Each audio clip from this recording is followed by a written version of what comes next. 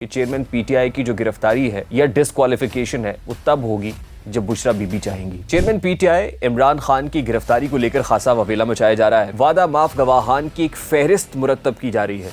क्या है कि उस जगह पर रावी चैन ही चैन लिख रहा है, यानी खासा ठहराव आ गया है, और दूसरी तरफ हुकूमती सफ़ों में खलबली मची हुई है और इलेक्शंस का मुतालबा किया जा रहा है। फौरी तौर पर जोरों शोर से ये कहा जा रहा है कि पुरानी मरदमशुमारी पर इंतखाबात कराए जाए। अस्सलाम वालेकुम मेरे सादा से पाकिस्तानियों, मेरा नाम रेहान तारिक है और आप मेरा यूट्यूब चैनल और फेसबुक पेज देख रहे हैं। उल्टी पड़ गई सब तदबीरें, कुछ ना दवा ने काम किया। चेयरमैन पीटीआई इमरान खान की गिरफ्तारी को लेकर खासा ववेला मचाया जा रहा है। वादा माफ गवाहान की एक फहरिस्त मुरतब की जा रही है और एक वादा माफ गवाह तो बार बार कभी नैब का चक्कर लगाते हैं, कभी जुडिशल मैजिस्ट्रेट के सामने 164 का बयान देते हैं और उस इकबाली बयान के ऊपर 1.5 दर्जन प्रेस कॉन्फ्रेंसेस हो जाती हैं। लेकिन अभी तक चेयरमैन पीटीआई की गिरफ्तारी और डिस्क्वालिफिकेशन हुनूस दिल्ली दूरस्त दिखाई देती है। क्या है कि उस जगह पर रावी चैन ही चैन लिख रहा है, यानी खासा ठहराव आ गया है, और दूसरी तरफ हुकूमती सफ़ों में खलबली मची हुई है और इलेक्शंस का मुतालबा किया जा रहा है। फौरी तौर पर जोरों शोर से ये कहा जा रहा है कि पुरानी मरदमशुमारी पर इंतखाबात कराए जाएं और अब आगे जाने के लिए दाव गलती गुंजाइश निश्ता। बिल्कुल गलती की कोई गुंजाइश नहीं है, फौरी तौर पर इंतखाबात होने चाहिए ताकि मुल्क में स्टेबिलिटी आ सके। वही लोग जो पार्लियामान की एक्सटेंशन की बातें कर रहे थे, वही लोग जो मियाद बढ़ाने की बातें कर रहे थे, 2024 में इंतखाबात देख रहे थे, अब उन्हें 2023 में ही इंतखाबात दिखाई दे रहे हैं। बल्कि यूँ कहा जाए कि ख्वाबों में भी इंतखाबात नजर आ रहे हैं तो कहना गलत नहीं होगा। केयर टेकर सेटअप के लिए मुशावरत है कि दिखाई ये दे रहा है कि 5-5 रुकनी कमेटियां बनाई जा रही हैं। पाकिस्तान मुस्लिम लीग नून ने भी 5 रुकनी कमेटी अनाउंस कर दी है। लेकिन अज़राह तफन्नुन सबसे पहले मैं बात करता चलूँ कि चेयरमैन पीटीआई की जो गिरफ्तारी है या डिस्क्वालिफिकेशन है वो तब होगी जब बुशरा बीबी चाहेंगी।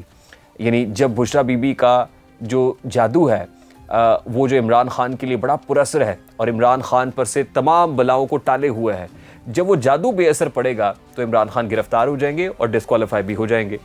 इसकी दूसरी कॉनोटेशन ये हो सकती है कि बुशरा बीबी जब इमरान खान के खिलाफ वादा माफ गवाह बनेगी तो फिर वो ओपन एंड शट होगा, यानी उसके बाद कोई गुंजाइश बाकी रह जाएगी कि इमरान खान की गिरफ्तारी और नाअहली ना हो सके। बाहर कैफ दोनों सूरतों में अभी ये होता हुआ नजर नहीं आ रहा। तीसरा इंपॉर्टेंट इंडिकेटर ये है कि जुडिशरी के साथ एक बड़ी इंपॉर्टेंट मुलाकात हुई है और ताकतवर हलकों की जब मुलाकातें होती हैं और ऑफ द कैमरा होती हैं, बैकड्रॉप में होती हैं, बिहाइंड द कर्टन होती हैं, तो उसके मानी और मतलब कुछ अरसे के बाद आके समझ आना शुरू होते हैं। आपको याद होगा कि एक मुलाकात उस वक्त हुई थी जब DGISI, DGMI और सेक्रेटरी डिफेंस जाके चीफ जस्टिस ऑफ पाकिस्तान से मिले थे और उसके बाद से काफ़ी अमन सुकून शांति है कि अभी तक कंटेम्प्ट ऑफ कोर्ट की कार्रवाई कोई शहबाज शरीफ के अगेंस्ट नहीं हुई। अदलिया में भी खासा ठहराव आ गया, उनके लबो लहजे में भी खासी तब्दीली वाक़ हुई और अब हालिया दिनों में जो मुलाकातें उमर अता बंदियाल साहब से हुई हैं और जुडिशरी के साथ जो मामला तय हुए हैं उसके मुताबिक आपने देखा कि कल ही एक इंपॉर्टेंट खबर आई और वो ये कि जो क्यूरेटिव रिव्यू वापस लेने की दरख्वास्त हुकूमत ने दायर की हुई थी वो दरख्वास्त एक्सेप्ट कर ली गई। यानी जस्टिस काजी फ़ाइज़ ईसा की बतौर चीफ जस्टिस तैनाती की राह में जो रुकावट हायल थी, यानी जो आखिरी कांटा था, वो भी निकाल बाहर किया गया है। अब ये इतनी आसानी से तो हुआ नहीं है। जाहिर है कि जब बिल्कुल क्लियर हेडेड है, गो हेड मिल गया है, ग्रीन सिग्नल मिला है और सब सेम पेज पे आ गए हैं, तो जस्टिस काजी फ़ाइज़ ईसा के लिए जो चीज़ एक हर्डल क्रिएट कर सकती थी उस हर्डल को भी निकाल बाहर किया गया। यानी अब जस्टिस काजी फ़ाइज़ ईसा को बाहर सूरत चीफ जस्टिस ऑफ पाकिस्तान होना ही होना है 16 सितंबर के बाद। यानी 16 सितंबर को बंदियाल साहब घर जाएंगे और 17 को जस्टिस काजी फ़ाइज़ ईसा बतौर चीफ जस्टिस ऑफ पाकिस्तान अपने ओहदे की जिम्मेदारी को संभाल लेंगे। तीसरी इंपॉर्टेंट चीज़ यह है कि इसी अदलिया से यह भी कहा गया है कि मिलिट्री कोर्ट में ट्रायल के खिलाफ जो दरखास्तों की समातें हैं वो हो रही हैं, सिविलियंस को मिलिट्री कोर्ट में ट्रायल ना किया जाए, तो हम भी यही चाहते हैं कि हम मिलिट्री कोर्ट के अंदर ट्रायल नहीं करेंगे। ख़ास तौर पे इमरान खान का मिलिट्री कोर्ट में ट्रायल नहीं होगा, ये कहा गया है। लेकिन अब क्योंकि बात बहुत ज़्यादा हो गई है तो बीच बचाव का रास्ता भी अदलिया निकालेगी और हमने देखा कि गुज़श्ता रोज़ अदलिया में जो अदालत उज़्मा में समात हुई है उसमें बाकायदा तौर पर कहा गया कि पहले कोर्ट से इजाज़त लेना होगी, ये ओपन ट्रायल होगा और ये कोई मार्शल लॉ का दौर नहीं है, ये ज़ियाउल हक का दौर नहीं है, हम सारे मामला को खुद देखेंगे। यानी इसके बाद आप यूँ समझ लीजिए कि इमरान खान के मिलिट्री कोर्ट में ट्रायल का दरवाज़ा भी बंद कर दिया गया और फिर ये कहा गया कि हाई कोर्ट लेवल के ऊपर जो है वो अपील का हक भी दिया जाएगा। तो इस सारे मामलात को शफाफ अंदाज में चलाएंगे और हम देखेंगे। इसका मतलब एक बीच बचाव का रास्ता निकाल लिया गया है। और ये भी मैं आपको बता दूं कि इस्टेब्लिशमेंट और इमरान खान के माबैन भी राब्ता हो गया है, और इस्टेब्लिशमेंट और इमरान खान के माबैन जो बड़े तसलसल से एक राब्ते की कोशिश की जा रही थी, उसमें जो ब्रेक थ्रू है वो ये आया है। बनी गाला के अंदर भी मैंने आपको बताया था कि एक मुश्तरका दोस्त से इमरान खान की मुलाकात हुई थी, और वो मुश्तरका दोस्त मैसेंजर के तौर पे एक पैगाम लेकर गए थे इस्टेब्लिशमेंट के पास, और अब उसी राब्ते की, उसी तसलसल की एक कड़ी है कि जो हालिया राब्ता हुआ है उसमें कम अज़ कम ये यकीन दहानी करा दी गई है एज ऑफ नाउ कि इमरान खान को पॉलिटिकल प्रोसेस से बाहर नहीं किया जाएगा, डिसक्वालीफाई नहीं किया जाएगा, और गिरफ्तारी तक भी मामला नहीं पहुंचेगा। लेकिन इमरान खान इसके लिए ज़रूरी है कि अपनी जो टोन है उसको नीचे लेके आए, टेम्पो को नीचे लेके आए, जिस तरह की ज़बान इस्तेमाल की जा रही है उसको उससे परहेज़ करें, लग़्व ज़बानी ना करें और चुप करके बैठे। आपको आपका जो शेर है वो ज़रूर मिलेगा। उसके बाद इमरान खान के लबो लहजे के अंदर भी काफ़ी हद तक तब्दीली दिखाई दे रही है, लेकिन बेचैनी अगर है, खलबली अगर है, तो वो हुकूमती सफ़ों में है। अब उसकी वजह क्या है? आज स्पेशल इन्वेस्टमेंट फैसिलिटेशन काउंसिल का तीसरा इजलास होने जा रहा है। Chief of the army staff general Syed Hafiz Asim Munir, उनकी प्रायोरिटी क्या है, तरजीहात क्या है? क्या उनके लिए इमरान खान इंपॉर्टेंट है? जवाब नहीं, इमरान खान कोई इंपॉर्टेंट चीज़ नहीं है, नॉन एंटिटी है। वो समझते हैं कि चेयरमैन पीटीआई इस हद तक क्रिपल्ड हो चुके हैं कि अब ये चाह कर भी कुछ नहीं कर सकते, अब मरे को क्या मारना है, नंबर 1। नंबर 2, क्या उनके लिए शहबाज शरीफ इंपॉर्टेंट है? जैसे बहुत से लोगों का ख्याल है कि शहबाज शरीफ बूट पॉलिश करने की कोशिश कर रहे हैं और उनको काफ़ी हद तक उसमें फ़ायदा भी हो रहा है। लेकिन क्या आसिम मुनीर साहब के लिए शहबाज शरीफ या पीडीएम हुकूमत इंपॉर्टेंट है? तो जवाब है नो, उनके लिए इंपॉर्टेंट नहीं है, क्योंकि वो ये समझते हैं कि इन तिलों में भी तेल नहीं है। अगर होता तो ये IMF से मामलात को मैच्योर कर लेते, ये पैसे वैसे ले आते सऊदी अरब से भी, UAE से भी, मुझे इनको ताकत के इंजेक्शन ना लगाने पड़ते या मुझे खुद इंटरवीन ना करना पड़ता। तो ये खुद तो इतने इनकॉम्पिटेंट है कि नहीं कर सकते, इनके लिए मुझे करके देना पड़ रहा है, तो इसलिए मुझे इनकी भी कोई ज़रूरत नहीं है। फिर उनके लिए इंपॉर्टेंट क्या है? उनके लिए मुल्क की मईशत इंपॉर्टेंट है, उसके लिए स्पेशल इन्वेस्टमेंट फैसिलिटेशन काउंसिल का क़याम अमल में आया है कि फ़ॉरेन डायरेक्ट इन्वेस्टमेंट आए। उनके लिए मुल्क की ज़राअत इंपॉर्टेंट है, उनके लिए मुल्क का IT सेक्टर इंपॉर्टेंट है कि IT सेक्टर अगर बेहतर होगा तो मुल्क में जो फॉरेन इनफ्लोज़ हैं, ये डॉलर इनफ्लोज़ हैं, वो बेहतर होंगे।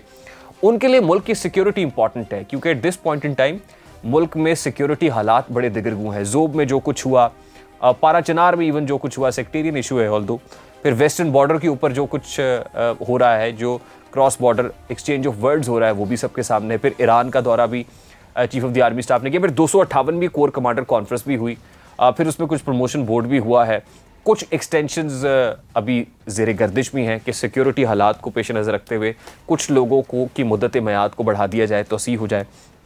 मेरे सादा से पाकिस्तानियों, अभी जो कुछ दिखाई दे रहा है वो इतना सादा नहीं है।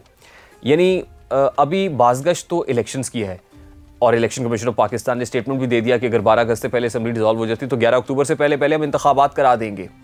लेकिन अभी इंतखाबात होते हुए नज़र नहीं आ रहे। अभी नहीं होंगे तो फिर कब होंगे? ये बड़ा सादा सा सवाल है। अगर अभी इंतखाबात नहीं होंगे तो इंतखाबात नहीं होंगे, इसका सादा सा जवाब है।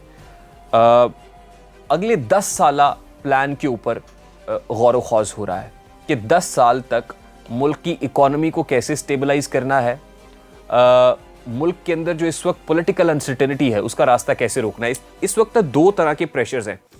एक प्रेशर वो है जो सऊदी अरेबिया से है, जाहिर है जिन्होंने पैसे देना है वो दबाव भी डालेंगे। चीन है जिसने रोल ओवर दिया है और इन्वेस्टमेंट्स आनी है, उनका भी प्रेशर है।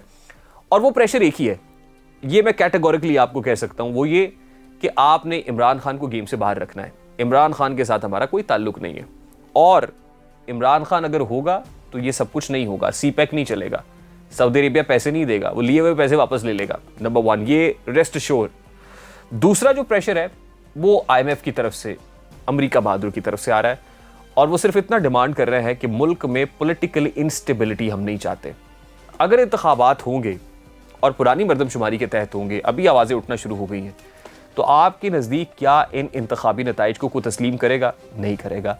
मुल्क में हमेशा इंतखाबात से पहले और बाद में गैर यकीनियत रही है, तो अभी इंतखाबात अगर आप करा भी लेंगे, इमरान खान तस्लीम करेंगे? नहीं करेंगे। छोटी बड़ी जमातें जिनको हिस्सा बकदर जुस्सा नहीं मिलेगा वो तस्लीम करेंगे? नहीं करेंगे। इसका मतलब एहतजाज होंगे, आवाज़ें उठेंगी, पॉलिटिकल टर्मोइल थम जाएगा? आंसर इज़ नो, नहीं थमेगा, ज़्यादा हो जाएगा, बढ़ जाएगा।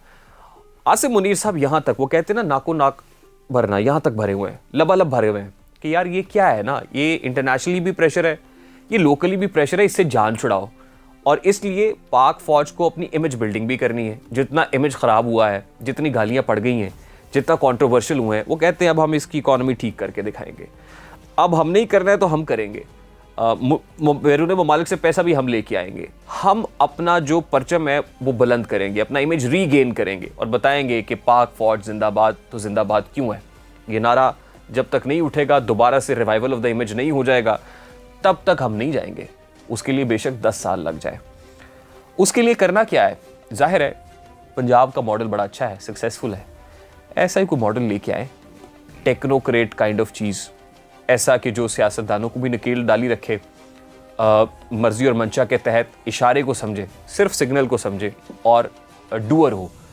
तो उस तरह का बंदा तैयार किया जा रहा है। अब पैरेलल एक एफर्ट हो रही है, सियासतदान ये कह रहे हैं कि जी कोई साबिक सियासतदान होना चाहिए जो केयर टेकर प्राइम मिनिस्टर हो।